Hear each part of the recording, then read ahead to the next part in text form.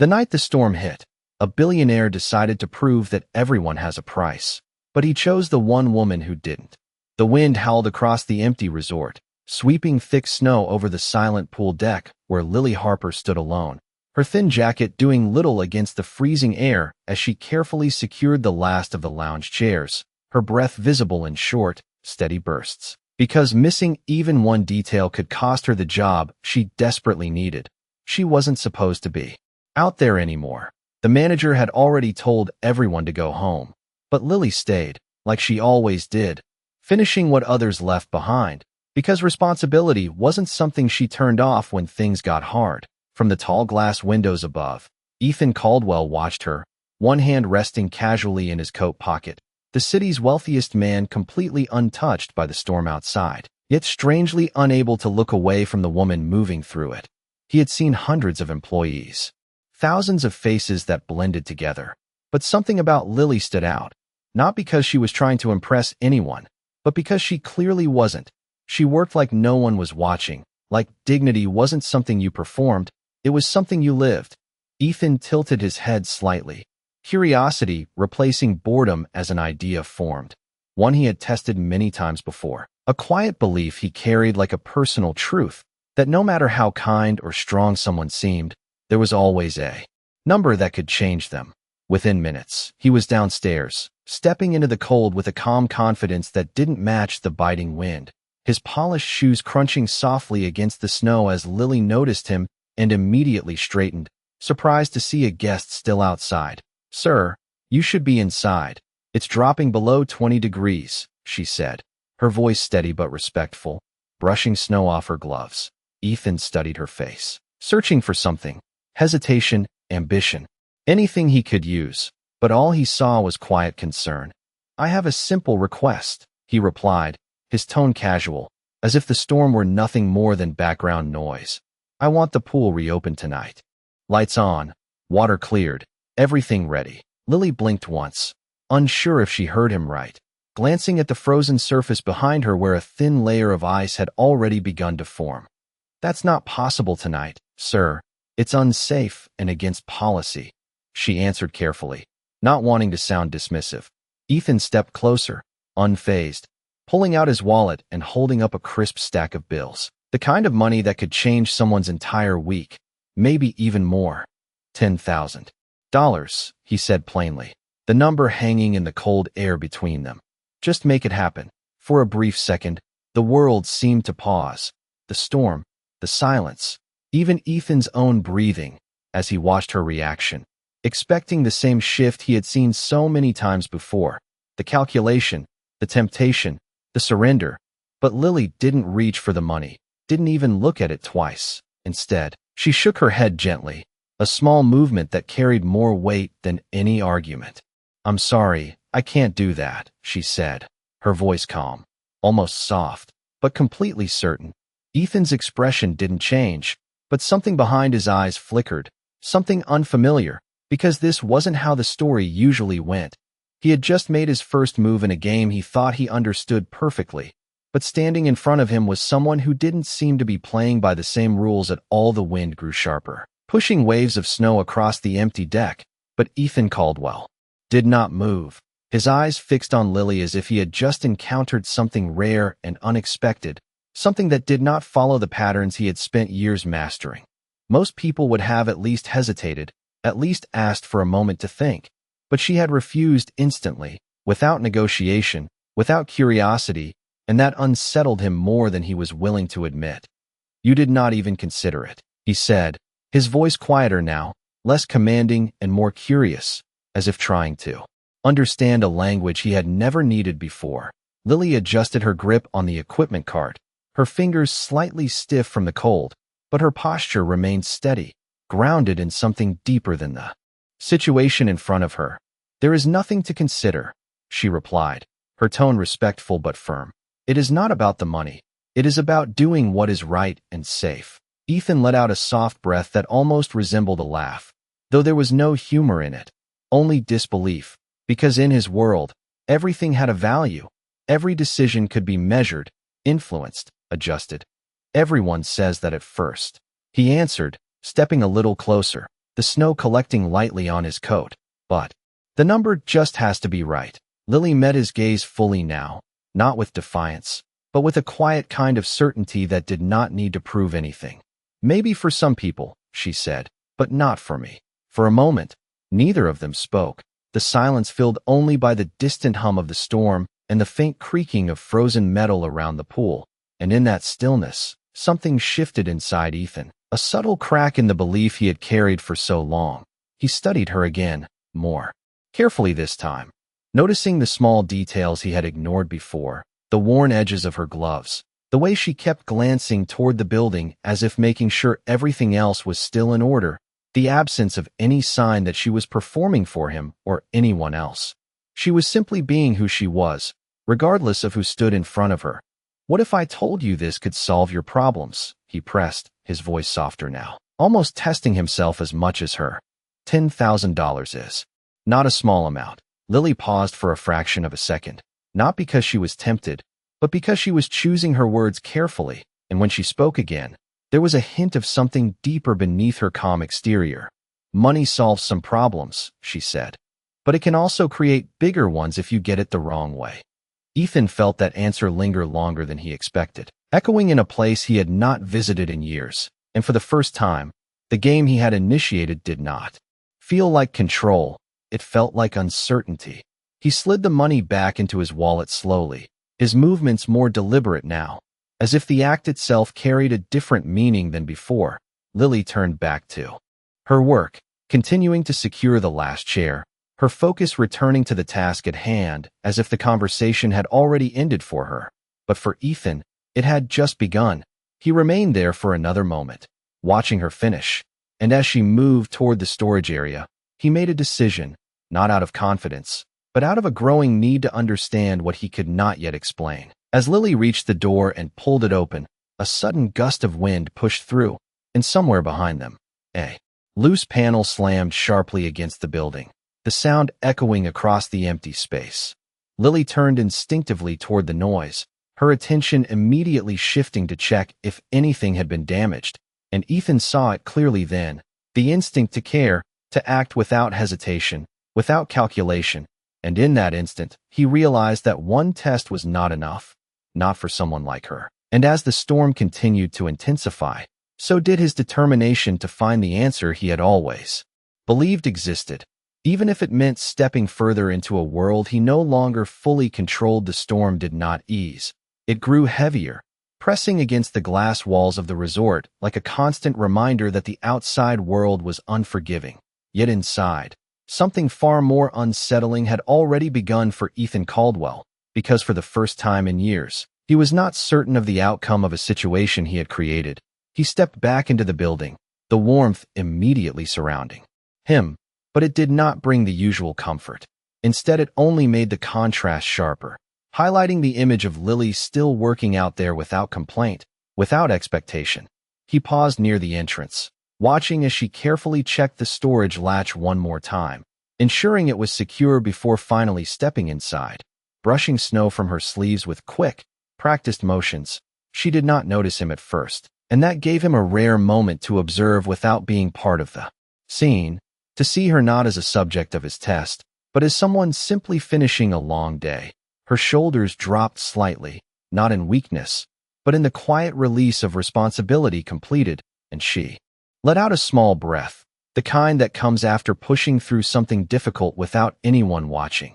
Ethan moved then, closing the distance just enough for her to notice him again, and when she did, there was no surprise this time, only a polite acknowledgement as if he were any other guest. "You should get home before the roads get worse," she said, her voice steady, still carrying that same calm concern, even after everything. Ethan studied her for a moment, then glanced toward the front desk where no one else seemed to be around, the storm having cleared most of the building. "Are you heading out now?" he asked, his tone more measured, less like a man giving instructions and more like someone trying to understand. Lily shook her head slightly, reaching for a clipboard on the wall and checking off the final tasks. "Not yet. I still have to make sure everything is locked down properly," she replied, her focus returning to the list, because finishing things mattered more to her than escaping the storm a few minutes earlier. Ethan nodded slowly, as if absorbing that answer, then made another decision, one that felt less like control and more like curiosity guiding him forward. "I need help with something upstairs," he said, his voice calm, almost casual. "It will not take long." Lily hesitated, just briefly this time, not out of suspicion, but because she was already calculating her remaining responsibilities, weighing what needed to be done before she could leave. "If it is quick," she answered, setting the clipboard back. "I can take a look." They walked together through the quiet hallway, the sound of the storm fading behind thick walls, replaced by the soft echo of their footsteps, and Ethan noticed how she kept a slight distance, not out of fear, but out of professionalism, maintaining a boundary he was not used to encountering. When they reached the upper lounge, the lights were dim, the large windows revealing nothing but swirling white outside. And Ethan paused near the center of the room, turning to face her. "There is a situation I want your opinion on," he said, his tone shifting again, this time more deliberate, as if setting the stage for something more complex than before. Lily looked at him, attentive but cautious, waiting for him to continue. "Imagine someone offers you a significant amount of money," he began, his words measured.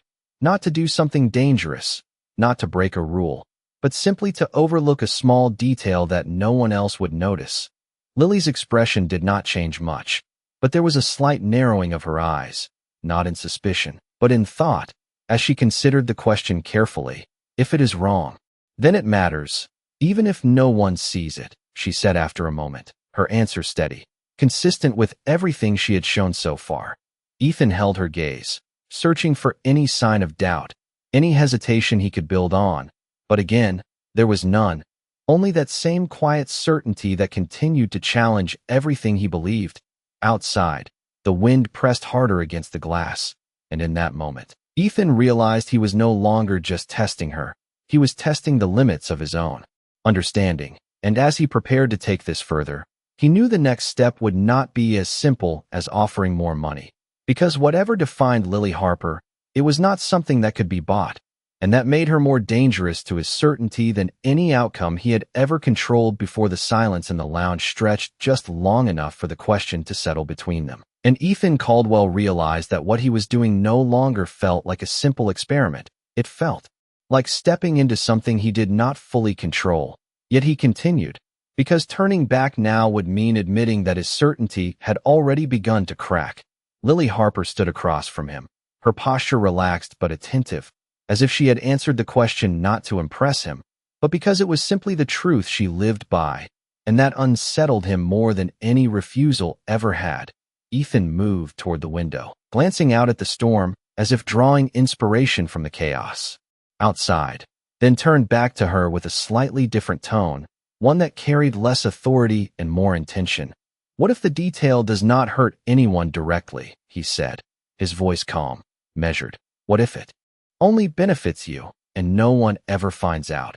Lily did not respond immediately this time, not because she was unsure, but because she was weighing the meaning behind his words, and when she finally spoke, her voice was quieter, but even more certain.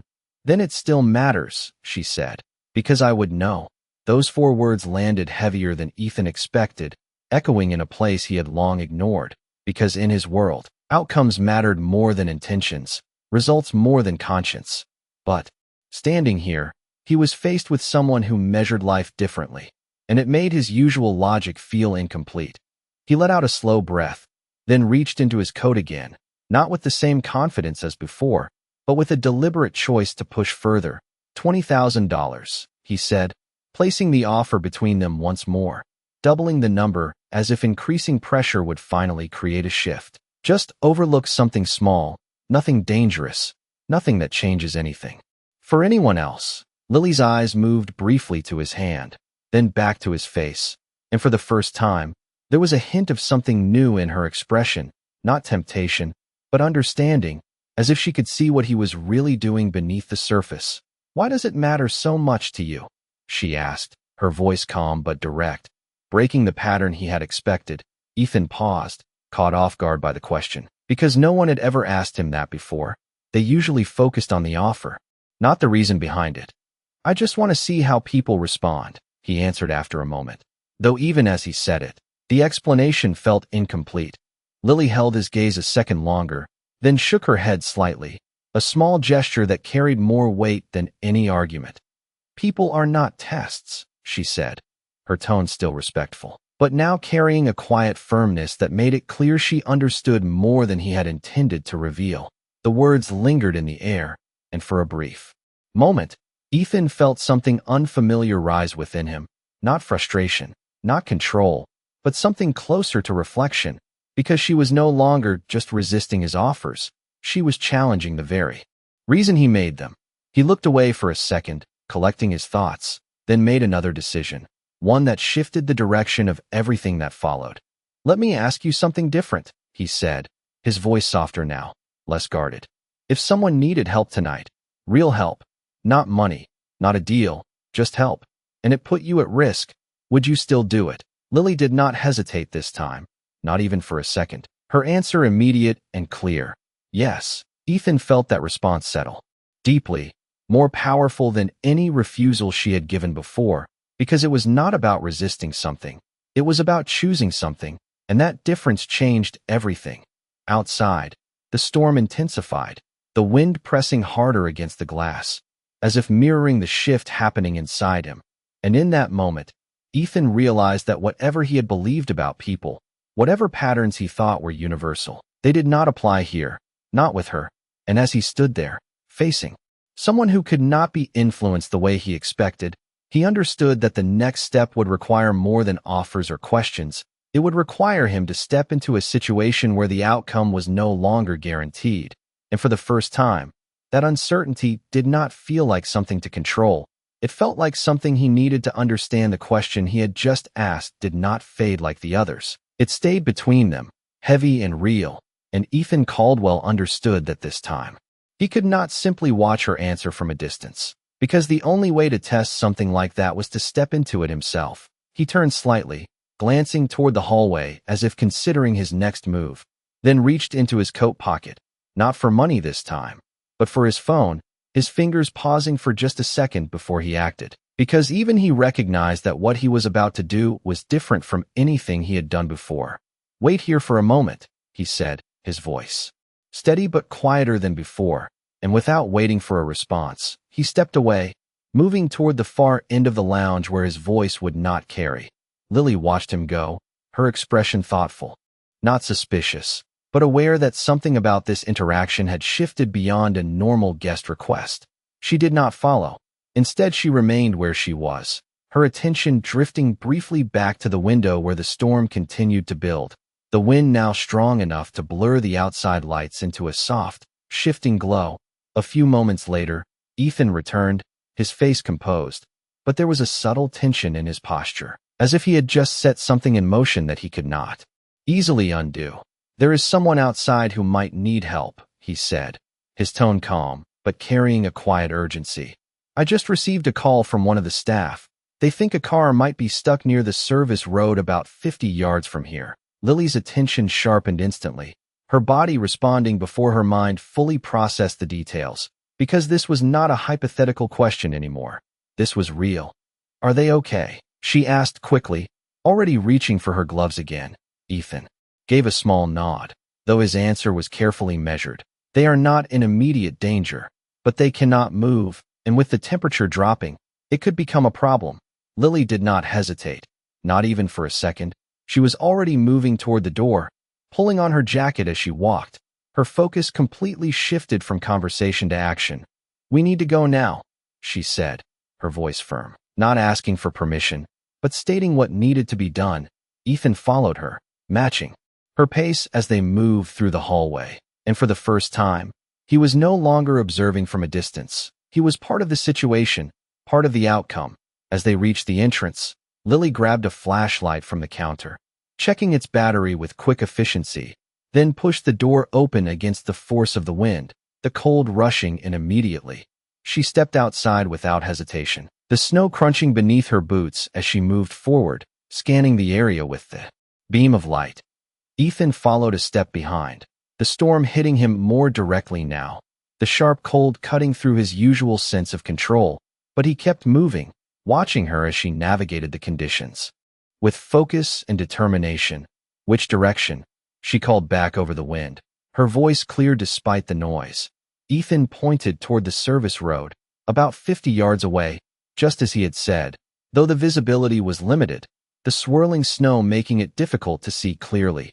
Lily adjusted her path immediately, moving with purpose, each step steady despite the uneven ground. And Ethan felt something shift again as he watched her, because there was no calculation in her actions, no hesitation, only a clear decision to help, regardless of the discomfort, regardless of the risk. They moved further from the building, the warmth and safety fading behind them, replaced by the open exposure of the storm.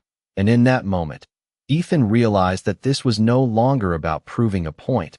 It was about witnessing something he had never fully understood. Lily slowed slightly as they approached the edge of the service road, sweeping the flashlight beam across the area, searching for any sign of movement or a stranded vehicle, her focus unwavering, her presence steady even in the harsh conditions.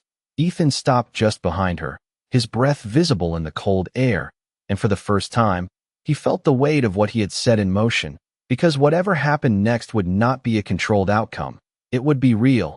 And as Lily took another step forward, calling out to see if anyone was there, Ethan understood that the answer he had been looking for was no longer something he could define. It was something he was about to experience. The beam of Lily Harper's flashlight cut through the swirling snow, sweeping across the service road as the wind pushed harder against them. And for a moment, there was nothing but white space and the distant hum of the storm. But she did not slow down, her focus fixed on finding someone who might need help. "Hello? Can you hear me?" she called out, her voice steady despite the cold air tightening her breath. And without waiting for a response, she moved forward another few steps, scanning carefully, her instincts guiding her more than visibility ever could. Ethan Caldwell followed just behind, his usual sense of control fading with each step into the storm, because this was no longer a controlled environment. This was unpredictable, real, and he could feel it in the sharp cold pressing against his face, in the uneven ground beneath his shoes, in the simple fact that Lily was leading and he was following. "There," Lily said suddenly, angling the flashlight slightly to the right, where the faint outline of a vehicle became visible through the snow, partially covered, its shape barely distinguishable from the surrounding drifts. She did not hesitate, adjusting her path immediately and moving toward it with purpose, her pace quick but steady. And Ethan felt a subtle shift again as he watched her, because there was no trace of doubt, no hesitation, only action. As they reached the vehicle, Lily stepped closer, brushing snow from the side window with her gloved hand, trying to see inside, her movements careful but efficient. "Is anyone in there?" she called, tapping lightly against the glass, her tone firm but reassuring. And after a brief pause, she looked back at Ethan, her expression focused. "We need to make sure," she said, already moving toward the driver's side. Ethan nodded, though the situation was unfolding faster than he had anticipated, because what he had arranged as a test now carried the weight of reality, and he could feel the difference in every moment. Lily reached the door and tried the handle, finding it stuck from the cold, and without hesitation, she adjusted her grip, using steady pressure to pull it open just enough to check inside. The interior was empty, the seats covered with a light dusting of snow that had slipped in through a slightly open window. Lily exhaled softly, not in relief, but in confirmation, then turned back toward Ethan, her flashlight beam lowering slightly. "There is no one here," she said, her voice calm but carrying a hint of confusion now, because the situation did not match what she had been told. Ethan felt that moment land heavily. The realization that the scenario he had set up had reached its turning point, and for the first time, he hesitated, not because he did not know what to say, but because he understood what it would mean. Lily studied him for a second, her expression sharpening slightly as the pieces began to align in her mind. The unusual request, the repeated questions, the perfectly timed situation. "Who called you?" she asked, her tone no longer just curious, but searching for clarity. Ethan held her gaze, the storm continuing around them, but everything else seemed to quiet in that instant. Because this was the moment where the test ended and the truth began. There was no call, he admitted finally, his voice steady, but without the confidence it once carried. Lily did not react immediately, her face still, her eyes searching his for something more, something that would change what she had just heard. But there was nothing else, only the truth standing between them. The wind moved around them, lifting loose snow into the air, and Lily took a small step back, not out of fear, but out of distance, as if needing space to process what had just happened. So this was another test, she said quietly, not as a question, but as a realization, and Ethan felt something shift deeper than before, because this was no longer about proving a point. This was about the impact of what he had done. Lily looked back at the empty vehicle for a moment, then back at him, her expression no longer just calm, but carrying a quiet disappointment that cut deeper than any refusal she had given him earlier. And in that moment, standing in the middle of the storm, Ethan understood that he had finally reached the answer he had been looking for, but it had come with something he had not expected, a cost that could not be measured in numbers. And as Lily lowered the flashlight slightly, the distance between them felt far greater than the 50 yards they had walked to get there. The wind carried a sharp edge now, cutting through the silence that followed Ethan Caldwell's confession, and Lily Harper stood still for a moment, her breath steady but her thoughts clearly shifting, as if something inside her had quietly closed. She looked at him, not with anger, not with shock, but with a calm disappointment that felt far heavier than either, and that was what unsettled Ethan the most. Because he had expected resistance, maybe even frustration, but not this quiet distance that made everything he had done feel smaller than it had before. "You brought me out here for that," she said finally, her voice low but clear, the words carried just enough by the wind to reach him without effort. Ethan took a step forward instinctively, as if proximity could repair what had just broken, but he stopped himself, recognizing that this was not something he could fix with presence alone. "I needed to know," he said, though even as the words left his mouth, they felt incomplete, lacking the certainty he once relied on. Lily shook her head slightly, not dismissing him, but rejecting the idea behind his explanation. "You already knew," she replied, her tone steady. "You just did not believe it." That sentence landed deeper than anything else she had said, because it stripped away the logic he had built around his actions and exposed the truth beneath it. That this was never about discovery. It was about proving himself right. The storm continued to move around them, but in that moment, it felt distant, like a background to something far more significant. Lily adjusted her grip on the flashlight, her movements controlled, as if she were grounding herself before making a decision. "People are not something you test to confirm your beliefs," she continued, her voice calm but firm. "And trust is not something you build by setting traps." Ethan listened. Really listened, and for the first time, he did not try to interrupt, did not try to redirect the conversation, because he could feel that this was not a moment to control, it was a moment to understand. He took a slow breath, the cold air sharp in his lungs, and spoke again, this time without the usual certainty that defined him. "I have spent years thinking I understood how people work," he said, his voice quieter now, more honest than before. "But you are right. I did not believe there were exceptions." Lily met his gaze for a second, her expression softening just slightly, not in forgiveness, but in acknowledgement that he was at least seeing something clearly now. "It is not about being an exception," she said.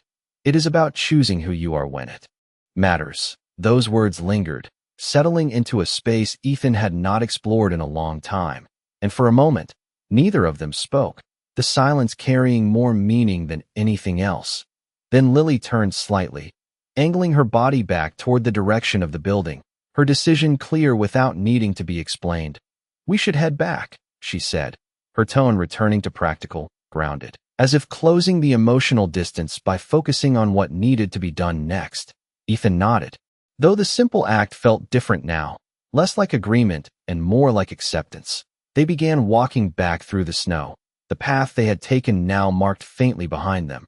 And this time, Ethan did not walk ahead or beside her with confidence. He followed half a step behind, aware of the distance that had formed between them, not physical, but something far more difficult to cross. Lily did not rush, her pace steady, her focus forward, but there was a quiet shift in her presence, a boundary that had not been there before.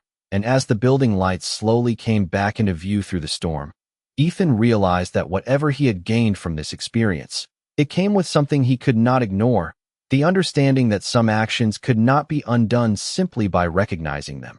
And as they reached the door and stepped back into the warmth, the contrast between inside and outside felt sharper than ever, because the cold he felt now had nothing to do with the storm, and everything to do with the space that had formed between him and the one person who had just shown him something real. The warmth inside the building did not feel the same as before. It wrapped around them physically. But something between Ethan Caldwell and Lily Harper remained distant, untouched by comfort, and as the door closed behind them, the sound of the storm faded into the background, leaving only the quiet weight of what had just happened. Lily moved first, stepping away from the entrance and placing the flashlight back on the counter with careful precision, as if returning to routine could restore a sense of normal. But the slight pause in her movements revealed that something had shifted. Ethan remained near the door for a moment, watching her, aware that every step he took now carried more meaning than before, because whatever control he once believed he had over situations like this no longer applied.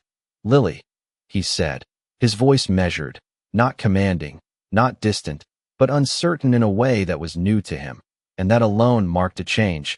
She turned to face him, her expression composed, professional, but no longer open in the way it had been earlier, as if a line had been drawn quietly but clearly.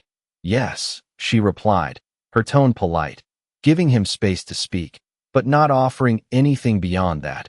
Ethan stepped forward slowly, his usual confidence replaced by something more deliberate, more careful, as if he understood that words alone would not carry the same weight anymore. "I owe you an apology," he said, the statement simple, direct, without decoration, and for a moment, he held her gaze, not to persuade, but to show that he meant it. Lily listened, her face still, her eyes attentive, but there was no immediate response, no softening, only the quiet expectation of what would come next. "What I did out there," he continued, "it was not right, and I understand that now." The words were honest, but they did not undo what had been done, and both of them knew it. Lily nodded slightly, acknowledging his statement, but her response was measured, grounded in the same clarity she had shown all along. "I appreciate that you said it," she answered, her voice calm. But understanding something after the fact does not change the experience of going through it. Ethan felt that truth settle deeply, because it was not rejection, it was reality, and it left no room for shortcuts or quick resolutions. He glanced briefly toward the windows, where the storm still moved beyond the glass, then back at her, as if trying to find the right way forward in a situation he could not control. "Is there anything I can do to make it right?" he asked, and this time, the question was not a strategy, it was genuine. Lily considered it for a moment, not because she was searching for an answer, but because she was choosing how to respond in a way that stayed true to herself. "You cannot make it right by doing something for me," she said finally, her tone steady. "You make it right by not doing it again, to anyone."